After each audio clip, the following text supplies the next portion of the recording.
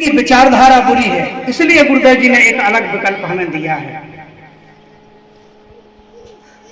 तिलक भैया ने भी कहा ये राजनीतिक फंडे हैं, अभी एक की औकात जान जाओगे वो दूसरा चेहरा पेश कर देंगे, क्योंकि वो राजनेता जानते हैं दिल्ली भोपाल में बड़ी बड़ी खोपड़ी वाले, वो जानते हैं कि जनता बेवकूफ कैसे में बनेगी। उनका सिर्फ एक फंडा है, जैसे मेरी औकात जान जाओगे किसी दूसरे व्यक्ति को और तो और नहीं तुम्हारे रिश्तेदार को रख देंगे, तुम्हारी जाति वाले को रख देंगे। यही तो हो रहा है पूरे समाज में, किसी एक की बात नहीं।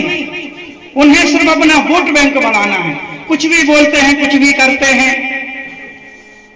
और चौथा तंत्र भी आपने देखा, जैसा होना चाहिए वर्तमान में वैसा नहीं है। राघवेंद्र राठौर जी जैसे सब नहीं है, मुंह देखा दिखाते हैं, लिखते हैं, पर कौन बोले सब कुछ है। अब हमें सफाई करनी है तो हमारे भी तो कपड़े गंदे होंगे। तो ये भारतीय शक्ति चेतना पार्टी और भगवती मानव कल्याण संगठन श्री पंचज्योति शक्ति सिद्धाश्रम धाम मन वचन कर्म से समाज का हित चाहता है। मैंने तो कई बार कहा, आज फिर कह देता हूं कि कंस ने एक संकल्प लिया था, क्योंकि कंस को खतरा था कि देवकी के गर्भ से जो होगा पुत्र, भविष्यवाणी हुई थी, तो उससे तुम्हारे जीवन को खतरा होगा।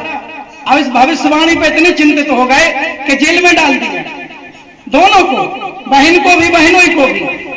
कारावास में कैसी यातनाएं सही होंगी ये सिर्फ 1 मिनट सुन लिया, इससे कुछ नहीं होता। जो रहे हैं कारावास में उनकी आत्मा से पूछो क्या कष्ट सहा होगा। और बच्चा हुआ और कंस के द्वारा तुरंत मार दिया गया। ये हमारे धर्म ग्रंथ बताते हैं, आदरणीय शास्त्री जी जानते हैं और वो कहीं विस्तार से आपको बता देंगे। तो उस कंस का संकल्प था कि देवकी के पेट से जो पैदा होगा उसे तुरंत मार दो, क्योंकि मेरे जीवन को खतरा है। एक हमारे मामा है शिवराज सिंह जी, इनने संकल्प वही लिया है लेकिन थोड़ा बदल दिया संकल्प को। कंस का संकल्प था देवकी के पेट से जो पैदा हो से तुरंत मार दो, और हमारे शिवराज मामा जी का संकल्प है कि जो बहन बेटियों के पेट से पैदा होगा उसे तुरंत मत मारना, जब बड़ा हो जाएगा तो दारू पिला पिला कर मारेंगे। हमारे संकल्प लिए जाते हैं, इतिहास दोहराए जा रहे हैं। लेकिन गुरुवर कहते हैं परमहंस योगीराज श्री शक्ति पुत्र जी महाराज, मैं ऐसा नहीं होने दूंगा। ये धर्म सम्राट है और इनके हृदय में जो करुणा ममता दया भरी है, मैंने अपने जीवन में, मुझे चाहे कभी समझ लो, छोटा सा गीतकार समझ लो या मनुष्य तो समझोगे, करुणा तो मैंने देखी है, ऐसी करुणा मैंने कहीं नहीं देखी।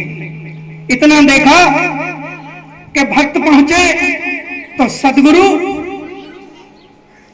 कुछ ना कुछ कामना रखते हैं, चढ़ावे की। ये समाज की बात चल रही है, चढ़ावे की रखनी ही चाहिए, क्योंकि जब धर्म क्षेत्र चुना है तो उनका भी परिवार उसी से चलेगा। लेकिन जो अधिक लिप्तता होती है उसके लिए गुरुदेव जी ने कहा कि सब आशा रखते हैं, और ये वो गुरुवर हैं कि हम जैसे और आप जैसे शायद हजारों लाखों लोग मात्र इनके दिए आशीर्वाद से, इनके द्वारा दिए गए सहयोग से अपना पेट पाल रहे हैं और जीवन यापन कर रहे हैं। वो सदगुरु कहते हैं, ये कामना नहीं रखते, कहते हैं मेरे बस में जितना है चलो इतना ले जाओ, रास्ता बता देते हैं कि इस रास्ते पे चलो तो रोजी रोटी भी चलेगी।